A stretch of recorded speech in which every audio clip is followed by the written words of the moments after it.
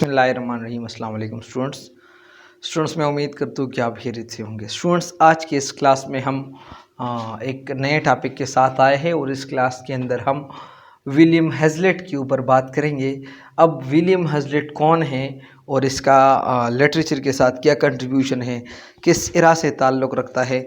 बेटा, इसको डिस्कस करने से पहले आपको मैं बताता चलूँ कि बेटा इस किताब को हम शुरू कर चुके हैं, critical history of English literature, जो कि डॉक्टर बी.आर. मलिक साहब ने लिखी है। बेटा, इसका पूरा MCQs नोट्स हमारे पास मौजूद है, जो कि आपको एसएस इंग्लिश प्रिपरेशन में या जो है वो लेक्चरशिप के प्रिपरेशन में बहुत ज़्यादा काम आएगा।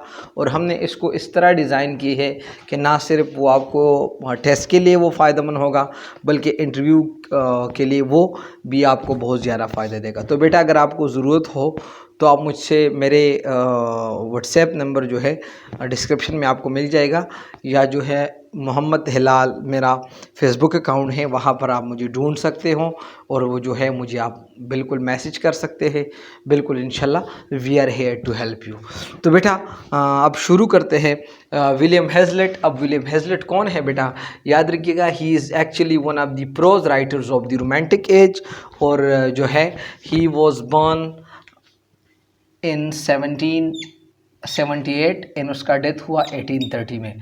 अब बेटा, इससे पहले जो है हमने चार्ल्स लैम्ब के ऊपर बात की कि वो किस तरह पर्सनालिटी है। इससे पहले लेक्चर में आपको इसका डिटेल मिलता है। लेकिन जहाँ तक क्रिटिक्स का कहना है कि एज अ पर्सनालिटी, अगर हम पर्सनालिटी के लिहाज से देख ले, हेज़लेट वॉज अपोजिट ऑफ लैम्ब। हेज़लेट जो है वो बिल्कुल लैम्ब का अपोजिट है। तो ये भी अब आसान हुआ। से पहले लेक्चर अगर आप देख ले तो पूरा डिटेल आपको मिल जाएगा कि उसके पर्सनालिटी के अंदर बहुत ज़्यादा वो जो है वो डिवोटनेस था टूवर्ड फैमिली, कि वो जो है उसने पूरा ज़िंदगी जो है अपना बड़ी बहन के लिए उसने वो रखी, और ही नेवर मैरिड। उस ज़िंदगी के अंदर बहुत बड़ा कंप्रोमाइज़ था। मतलब ये है कि सिंपैथेटिक था, हमदर्दी था। जबकि विलियम हेज़लेट जो है वो पर्सनालिटी बिल्कुल इसका अपोजिट है। तो जो अपोजिट है तो इसका मतलब उसके मतलब जो है पर्सनालिटी के अंदर आपको कंप्रोमाइज़ नहीं मिल जाएगा। इस तरह की हमदर्दी भी आपको, मतलब ये है बड़ा अपना एक मिजाज रखने का मालिक है बहुत ज़्यादा। ये बंदा जो है स्ट्रॉन्ग लाइक एंड डिसलाइक का पर्सनालिटी उसका है, ठीक है ना। और जो है वो जब वो किसी को जज करता था या किसी को जब वो देखता था तो वो हमेशा कि वो जो है एग्जैक्ट एंड फ्रैंक अल्फाज में वो बोलता था, ना कि वो कोई बात को छुपाता था। मतलब देखिए, in his judgement of other he was always down right and Frank. Down right का मतलब ये एग्जैक्ट एंड फ्रैंक, ठीक है। अब देख ले बेटा, हमने आपको जब हम रोमांटिक्स एरा को शुरू कर रहे थे उस दौरान जो है हमने इस बात को बयान किया था कि नेपोलियन ने एक जो है वो एक स्ट्रगल शुरू किया था पूरे इंग्लैंड के अंदर। पूरा इंग्लैंड जो है पर वो नेपोलियन के खिलाफ हुआ और पूरा इंग्लैंड जो है वो स्ट्रगल कर रहा था।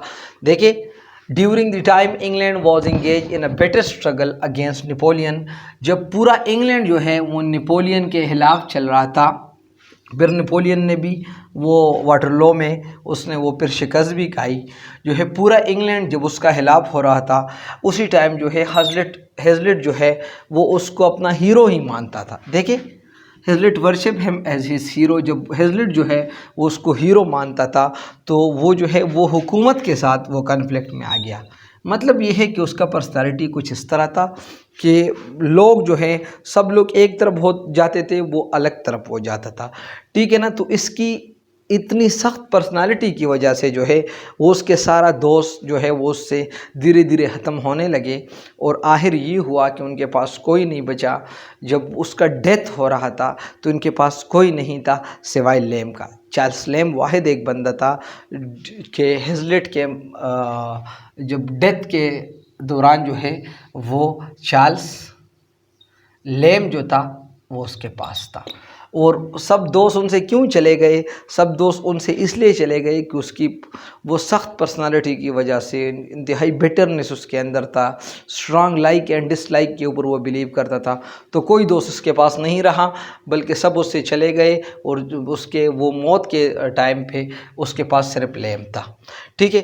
اب دیکھ لے اگر اس کی وہ ہم جو ہے لٹری کنٹریبیوشن کے اوپر ہم بات کر لیں تو Hazlitt wrote many volumes of essays of which the most effective, اس نے بہت سارے ایسیز کا والیوم لکھے، لیکن اس میں سے سب سے افیکٹو جو تھا وہ اس کا نام تھا دا اسپرٹ آف ایج، جو کہ اس نے وہ 1825 میں لکھا۔ اب دیکھیں دا اسپرٹ آف ایج کے اندر اس نے وہ کیا کی، اس کے وہ جتنے بھی اچھے اور مشہور کنٹمپریریز تھے نا، وہ اس کے اوپر وہ جو ہے اس کا تصویر کشی اس نے کی، اور کریٹیکلی دیکھیں critical portraits of the number of his famous contemporaries, مطلب یہ ہے کہ ان کا وہ اس نے اٹھایا اور وہ جو ہے کریٹیکلی اس کے اوپر اس نے وہ تنقید کی، مطلب یہ ہے کہ اس نے وہ جو ہے پورا جو ہے اس کا حقیقت جو ہے وہ لوگوں کے سامنے لایا، اور یہ ورک جو تھا اسی وقت کو اپنے کنٹمپریریز اور اپنے دوستوں کے اوپر اتنا صاف صاف بولنا جو تھا وہ صرف ہیزلٹ کا کام تھا، کیونکہ وہ بہت زیادہ آؤٹ سپوکن تھا۔ آؤٹ سپوکن کا مطلب یہ ہے جو دل میں آتا تھا وہی کچھ بولتا تھا، اور اس کے دل میں کبھی ڈر وہ نہیں آ رہا تھا۔ دیکھیں اگر اس کے وہ تو یہ تو آپ کا ہوا اس کا جو مشہور ورک ہے، وہ جو آپ کے MCQs ہو سکتا ہے دا اسپرٹ آف ایج، جو کہ 1825 میں اس نے لکھا۔ اگر اس کا ہم بات کر لیں کہ اس نے وہ زندگی کا کس طرح انٹرپریٹیشن کی، ہاں ایک اور بات بیٹا، اس دوران جو ہے بہت سارے کرٹکس نے وہ اس کے اوپر جو ہے عجیب عجیب جو ہے کرٹیسزم کی، اور جو ہے اس کی پریجڈس کی وجہ سے، بدگمانی کی وجہ سے، مطلب کرٹکس نے ان کو بہت زیادہ وہ اسی ٹائم پہ بگاڑا، لیکن پھر بھی جو ہے ہی از ورتھ ریڈنگ، یعنی وہ جو ہے اتنا مشہور ہے کہ اب بھی وہ جو ہے ہم اس کو پڑھنے پہ مجبور ہے، ٹھیک ہے۔ نیکسٹ پوائنٹ ہمارے پاس ہے، اب دیکھیں in his interpretation of life, اب وہ لائف کو کس طرح انٹرپریٹ کرتا تھا۔ یاد رکھیے گا وہ جب بھی کوئی چیز کو انٹرپریٹ کرتا تھا وہ ایسا سرفیس پہ نہیں جاتا تھا، بلکہ اس کے بیک گراؤنڈ اور اس کا بنیاد پہ وہ جاتا تھا، ایسے وہ نہیں چھوڑتا تھا، ٹھیک ہے نا۔ اور جو ہے اس سے وہ پھر کیا کرتا تھا، وہ اس سے وہ چیز اٹھاتا تھا اور وہ چیز پھر لوگوں کے سامنے لاتا تھا جو مین چیز اس کے اندر تھا۔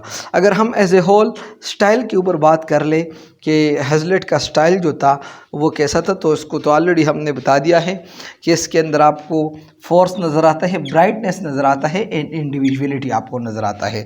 دیکھ لیں اگر ہم اس کے وہ زندگی کی سٹائل کے پورے جو ہے وہ ریفلیکشن کے اوپر بات کر لیں کہ کس چیز کے اوپر وہ ریفلیکس ہوتا تھا، اس کا جو پرسنالٹی یا سٹائل تھا تو وہ آؤٹ سپوکن تھا، اسٹریٹ فارورڈ تھا، اینڈ فرینک تھا، ٹھیک ہے۔ As he had read widely, اب اس کے اندر وہ جو ہے ایک چیز تھا وہ ریڈنگ بہت زیادہ کرتا تھا، and in his mind was filled with great store of learning, اور اس کا ذہن جو تھا اس کے اندر لرننگ بہت زیادہ تھا۔ His writings are interspersed with sentences and phrases from other writers and there is also echoes in his style. اس کا رائٹنگ جو ہے وہ اور رائٹر کے سینٹینسز اور فریزز سے بھرا ہوا تھا، اور ساتھ ساتھ جو ہے اس کے سٹائل کے اندر آپ کو ایکو جیسا نظر آتا تھا۔ above all سب سے بڑھ کر it vibrates with the vitality and force of his personality، یعنی یہی سٹائل جو ہے وہ اس کا پرسنالٹی اور اس کا جو ہے وہ مطلب یہ ہے کہ اس کا فورس اور اس کا پرسنالٹی جو ہے یا اس کا شخصیت اور اس کا مزاج جو ہے وہ آپ کو سامنے لاتا ہے اس کا writing. So he never lapses into dullness, اور اس کو آپ ریڈ کرتے ہوئے آپ کبھی بھی ڈلنس کا شکار نہیں ہوں گے۔ مطلب یہ ہے کہ وہ ریڈنگ اتنا زیادہ کرتا تھا کہ اس کا ورک جو ہے یا اس کا کوئی کام آپ کو ٹائرسم نہیں لگے گا، کیونکہ وہ اس کے اندر بہت زیادہ عقلی اور بہت زیادہ مختلف اور زبردست سینٹینسز اینڈ فریزز موجود ہیں۔ بیٹا آج کا یہ ہوا ہمارا لیکچر، کوئی خاص تو نہیں تھا لیکن پھر بھی جو ہے اس کے اندر ایسے پوائنٹس ہیں کہ ہمارے MCQs ہو سکتا ہے۔